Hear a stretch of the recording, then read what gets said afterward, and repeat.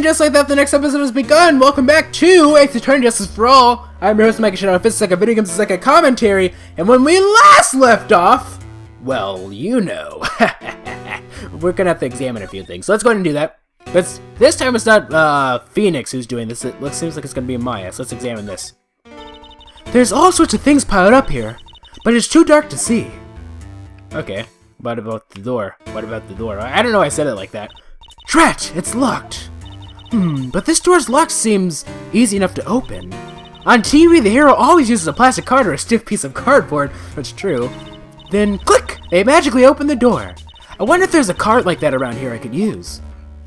How about the one that's conveniently right in front of the frickin' door, stairs? Huh? Someone dropped a card here. It kinda looks like a business card, but there's no name on it. Oh! I mean, I noticed that as soon as I looked at the picture, but you notice it's the same exact picture as the one that, card that, I was about to call her April May, I was about to call her Amy Andrews. Adrian Andrews has. It's a picture of a seashell, I think. What a strange card. Ah, that's it! This shell card! If I use this, maybe I can get the door open. This might be my key out of here. I had a feeling this card might be useful. I'm such a genius! Alright, now if you'll excuse me, Mr. Kidnapper. I did it! What? It's never that easy. I've tried that before. It's not that easy. Okay, now I'm going to get the heck out of here. I shouldn't keep Nick waiting. Or worried. Well, she was legit. Oh, she's legitimate. What? I thought I was expecting the killer to be like, you thought that you were going to get out of here. Well, I'm sorry. You're not. Let's go ahead and save. Do not turn off the power. There we go. March 22nd, 9:47 a.m. District Court, Defendant Lobby, number 3. Adrian did it? That's what it looks like. Dude, no way! That woman couldn't do anything like that! In court today, there will be a mountain of evidence that will implicate you. A mountain of evidence? I'm certain there's someone out there trying very hard to pin this whole thing on you. Please, Mr. Lawyer, dude! Dude, like I said yesterday, I'm refreshing like a spring breeze, alright? I can't let any sort of scandal ruin that. I understand. Well, it's almost time. Oh, it's Mia. Mia! We must get a complete acquittal today. I know. I can't focus on my situation right now. Or Pearl's either. No matter what, I have to focus on winning this case by the end of the day. Oh, I see what you did there. Indeed. Well, let's get going. It's him! This is Wright. Good morning. This is it, Mr. Attorney. The day of the trial. Maya, she's unharmed, right? Well, when I checked on her earlier this morning, she seemed a bit, how shall we say, tired. Don't worry. People don't die that easily. Besides, what you really should be concentrating on is winning today's trial. For myself, you must win today's trial. Which is why I sent you a little present this morning. Present? What in the world would you want to give me? You'll figure it out once the trial opens, even if you don't like my gift. I expect you to graciously accept it and win the day's contest, if you please. Wait! The kidnapper sent me a present? Mr. Lawyer Dude, who is that? No one. It has nothing to do with you, so forget you heard anything. Dude, did your nose just get longer? Ha ha ha, 'cause I'm Pinocchio, I lied. March 22nd, 10 o'clock a.m., District Court, courtroom number 3. Eh? Where's... Court is now in session for the trial of Madame Guard. Are the prosecution and the defense ready? The defense is ready, Your Honor. Yeah, there was no one there. I was like, what's going on? I say, Mr. Wright, what happened to Miss Von Karma? I don't know, Your Honor. Why are you getting mad at me? Your Honor. Please be quiet, bailiff. Court is in session. If you must tell me something, please keep it brief. Now then, what is it? Prosecutor Von Karma has. This morning, Prosecutor Von Karma was shot by an unknown gun. What? I don't get to use my Von Karma voice. What? Shot? Somehow, I think this is the present that man was talking about. His present? Miss Von Karma is one of the top prosecutors in the country at the moment. If she disappeared, this would be to your advantage. This? This is totally insane! Is that really gonna stop Von Karma, though? I don't think so.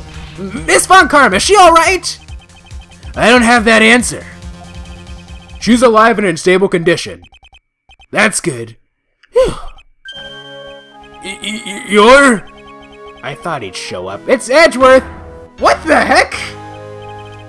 Your Honor, due to the circumstances, Miss Francisca Von Karma cannot appear in court today. I, Miles Edgeworth, will be taking her place. Ah, dretch. Alright, Edgeworth, if this is a battle you want, you're gonna get it. The prosecution is ready, naturally. Alrighty then. I kind of expected this to happen, actually. You remember I predicted this, right? I was like in the first game. It was Payne, Edgeworth, Von Karma. So I was like, maybe this guy's gonna be Payne, Von Karma, Edgeworth. As in, you know, Lady Von Karma, Edgeworth versus Manfred Von Karma at the end of the... Anyway. Miss Von Karma was shot in her right shoulder and is currently undergoing surgery. Luckily, I have looked this case over and am familiar with the details. The prosecution seeks to prove the guilt of Mr. Madangard. The court acknowledges the prosecution. Right. I finally found the answer I was struggling for in my long journey this past year. Ah, there you go! By the time this case comes to an end, you too will know the answer. Now then, the prosecution would like to call its first witness. Please bring Detective Gumshoe to the witness stand. As per usual, it always seems like he's the first witness. Anyway, witness, your name and occupation. My name's Dick Gumshoe, sir. I am a detective down at the precinct, for now. For now? After this trial's over, I'm supposed to turn in my badge, sir. Detective Gumshoe? The prosecution has no need for a depressed witness. Lift your head up and face forward like a proud officer, Detective Gumshoe. Dick Gumshoe. Yes, sir! Now, let's have your testimony. If we want to explore the various facets of this case, we must start with that. Get ready, Phoenix. This is going to be one very rough fight. We've beaten Edgeworth before, but I'm pretty sure because it's the final case, they're going to put him on hard mode. Yeah, it would have to be with Edgeworth as my opponent. The answer he was struggling for. Interesting. Show me this answer you finally found, Edgeworth. Too bad I don't get a chance to do the frickin' Lady Von Karma voice. Oh well. Alright, bare facts of the case. This murder happened after the Hero of Heroes Award ceremony, sir. The victim, Juan Corrida, was found dead in his hotel room. After looking into the cause of death, we believe he was definitely murdered, sir. At first, we thought there was something suspicious about the empty guitar case. However, we later found out that the guitar case had nothing to do with the murder.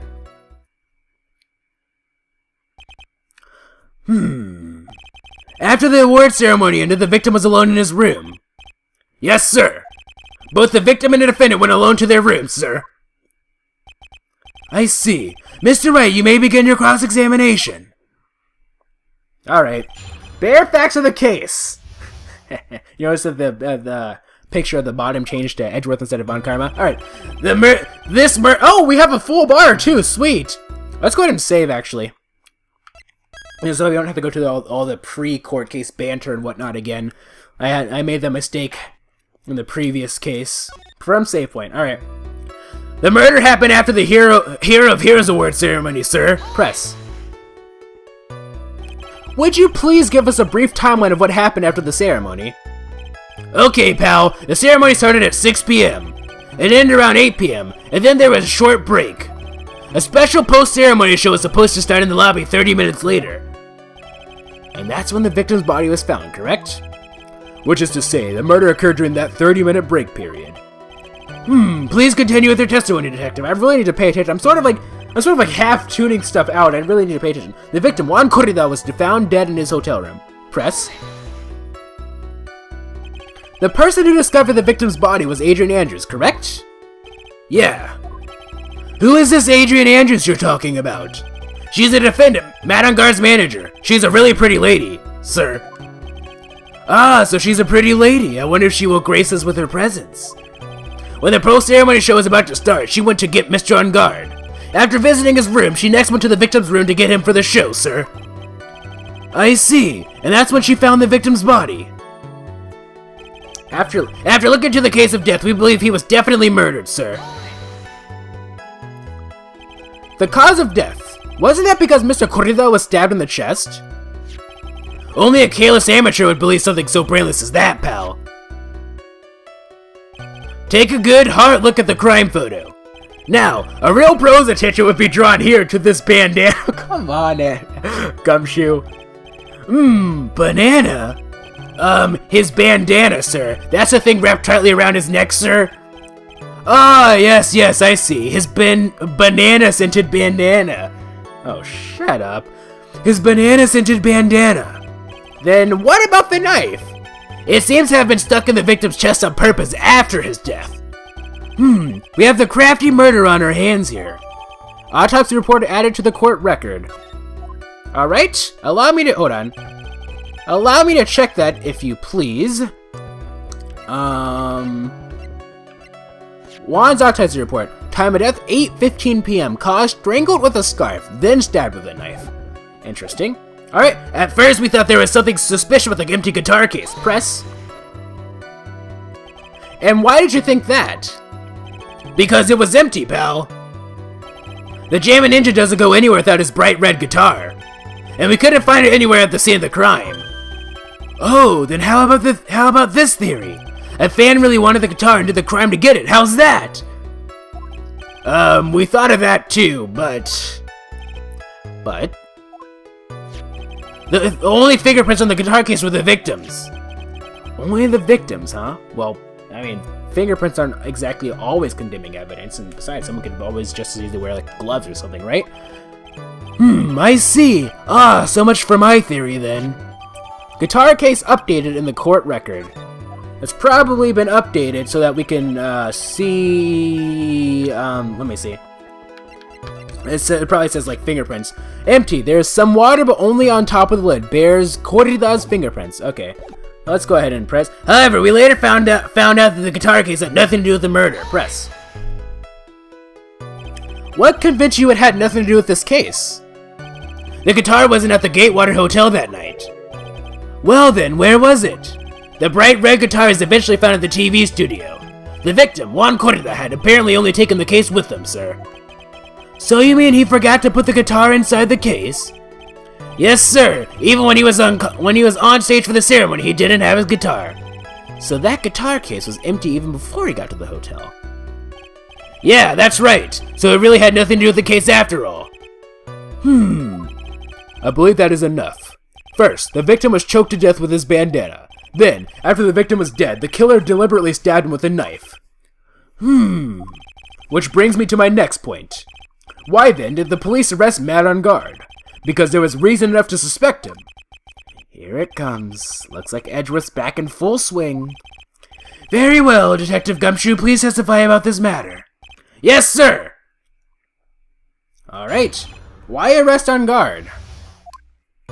Matt on Guard and Juan Corrida were huge rivals with each other. They each thought the other guy was in his way. That's motive enough in my book. As for evidence, there's the Jammin' Ninja's button. It was ripped off of the ninja's costume and was found in Mr. On Guard's hakama. Excuse me. The defendant's fingerprints were also all over the knife. The defendant bought the knife for the crime, which makes this a premeditated murder. Which would be murder in the first degree. So the defendant's fingerprints were found in the knife used in the stabbing. It was sort of sticky on the handle, so the fingerprints came out pretty clearly, sir. Knife added to the court record. Oh, and there's this button. That was found in the defendant's clothes, was it? And is this button also covered in blood? Yes, and we know that the blood on it is the victim's blood, sir. What? Jammin' Ninja's button added to the court record. Well, crap. All of this points very clear to the defendant, doesn't it? Yes, it most certainly does, Your Honor. Ready to give in yet, right? I'll find this hole in your argument somehow. You can press as hard as you like. Just hurry up with your useless, pointless questions. Usual pointless questions. Why arrest on guard? So, first and foremost, what we're going to do is we're going to save. Because, you know, just so that we don't have to go through the other stuff again. Suspending game. Alright, continue from save point, please. First and foremost, let's go ahead and check the court record, actually. Look at these 2 new things. Alright, so we got the knife. Type weapons. Submitted as evidence by Detective Gumshoe. Bears the victim's blood and on-guard's fingerprint in the grip. Gatewater is engraved. But, it's a steak knife. I already mentioned this. I'm pretty sure this was used because this was, from them eating steak. Was ripped from his costume, is covered in Korida's blood, found in on-guard's hakama. Okay. Madam Guard and Juan Korida were huge rivals with each other. But in terms of popularity, Mr. On Guard won, did he not? Yeah, but you know what's ironic, pal? Juan Korida was always one step behind Mr. On Guard in everything. This year it seemed like he'd finally caught up, ready for the big final showdown. But Mr. Korida lost the Grand Prix in the end. That is too bad. He must have been pretty downhearted after losing. What side do you have to say about that, Edgeworth? They each thought the other guy was in his way. That's motive enough in my book. Wait just 1 second here. Mr. On Guard was beating Mr. Korida in the popularity polls. Well, yeah, I guess, but... Which means that in the defendant's eyes, the victim was not a rival at all. Which means he had no motive to kill at all. That's true. Yes! Yes, I quite agree. Well, Detective? It's not... Well... I guess if you put it that way, then yeah, the defendant would have had no motive. Detective, I'm beginning to see why you were fired. No, not you too, Mr. Edgeworth, sir! That's... I look forward to your pension negotiations. No! Now, Detective, let's continue with the testimony. No, not my poor pension, too. Detective, if you value your money, I suggest you proceed. Yes, sir. We can talk about my pension later, sir. What about what I was saying? Hello? Anyone? As for evidence, there's this jamming... Let me take a drink of water. Excuse me. As for evidence, there's the Jammin' Ninja's button. Press. Do you have any proof that that button belonged to the victim? Huh? I don't get you, pal. Oh, let me put it this way. I'm asking you if you have any evidence to back up your claim that this button was ripped off of the Jammin' Ninja's costume. Huh? But can't you tell by just looking at it? And the victim's blood is on it. Anyone could have smeared that blood on there afterward. Mr. Edgeworth! Help me, sir! Alright, I knew it had to be this piece of evidence. Now to reel this one in. Thread. Huh? The button was attached to the costume by thread, obviously. And that thread snapped when the button was torn off. If you match up the ends of the thread on the costume, the thread on the button, it's a perfect match. Yeah, that's it! There's a perfect match, pal! Ugh. That's Edgeworth for you. Never misses a beat. Alright. It was ripped off of the ninja costume was found in Mr. On Guard's hakama. We're not gonna press this just yet. We're actually gonna have an awkward pause. And I guess we'll see you guys in the next episode, I suppose. Or will I? I'll never tell.